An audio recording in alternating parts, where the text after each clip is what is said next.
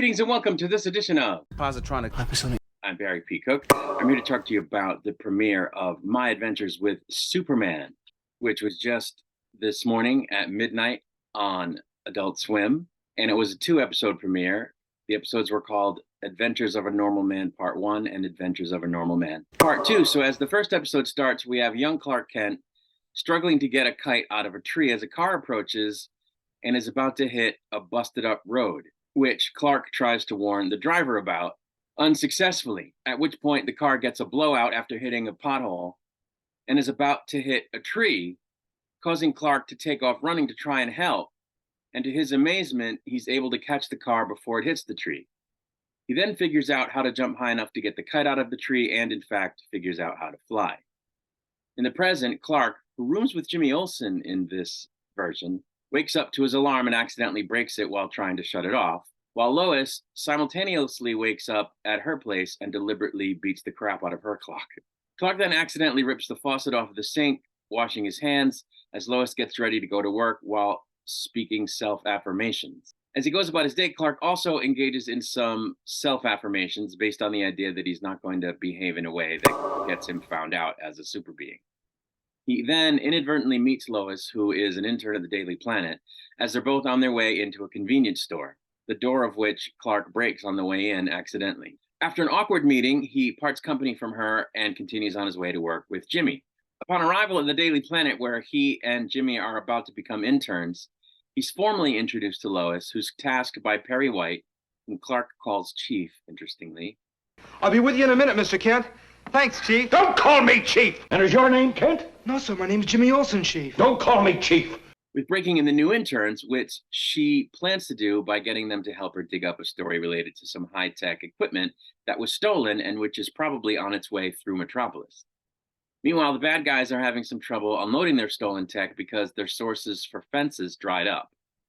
Apparently, part of what they've stolen is a couple of giant robots, one of which almost kills one of their crew when it's accidentally activated.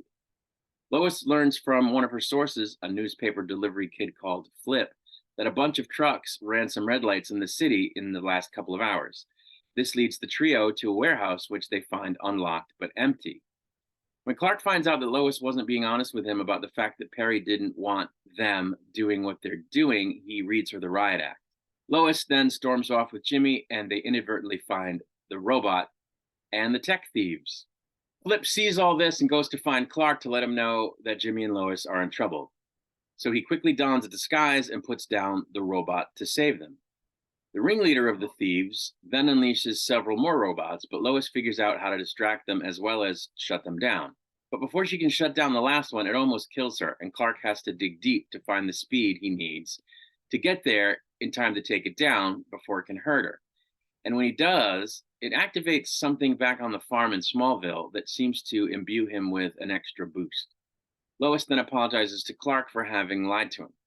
Jimmy then lets them both know that he has pictures of it all, though they turn out to be very fuzzy and blurry and unusable. At this point, Lois dubs the mystery man Superman.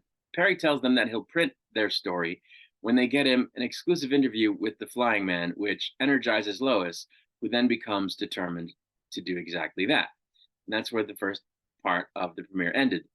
The second part starts with another flashback, and it's the Kents showing Clark what's buried under the farm, which of course is the Kryptonian stuff that came with him from Krypton. And when they kind of activate it, it seems like the bones of a mini Fortress of Solitude, and the way it comes up, the basic structure. Clark starts to explore it and comes across a hologram of Jor-El who speaks Kryptonian and moves around some of the pieces of tech, which almost hurt Martha. So Clark decides he never wants to have anything to do with that stuff anymore and is sad to learn that he's not human. In the present, Lois shows Jimmy and Clark her murder board of her clues and other theories about who Superman is. She seems to have the jacket that Clark wore when he was fighting the robots, and she plans to have it tested for DNA. This all inspires Clark to learn more about who he actually is, so he goes home and accesses the Kryptonian tech underneath the farm, while Jimmy and Lois track down the woman leading the team of thieves. Clark struggles to understand what Jor-El is telling him, so Jor-El switches to showing him images of what happened to Krypton, and Clark realizes that Jor-El is his father. This is followed by a very Sailor Moon-esque suit up sequence where Clark gets his costume, which his mother modifies by adding the trunks. Yes, love the trunks. Meanwhile, Lois and Jimmy figure out that the tunnel they've entered in pursuit of the thieves is lined with a massive amount of C4. Clark gets a message from Jimmy and realizes that they're in danger, so he heads out to help them, while the thief leader fights with someone who apparently is a detractor of hers. And they both use some crazy tech in the fight, one piece of which enables the woman to hurl a truck at the other guy, which Superman catches before it can squish Jimmy and Lois. Superman then quickly becomes the target of the thief leader, who begins hurling cars at him and zaps him with an energy weapon, which does seem to cause him some pain for some reason.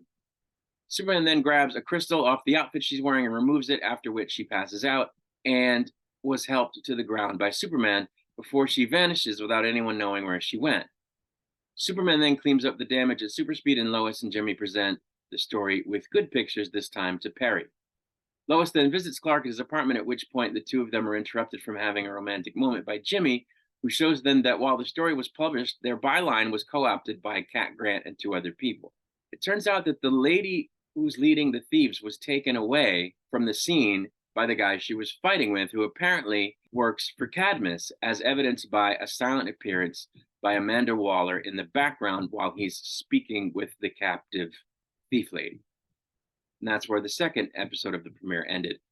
So I thought this was very, very anime. I'm not the hugest fan of anime, not so much for the art style itself, but for the other aspects of anime, the way the stories unfold and the tone of anime. It's not really my go-to, but I love Superman, so I wanted to watch this.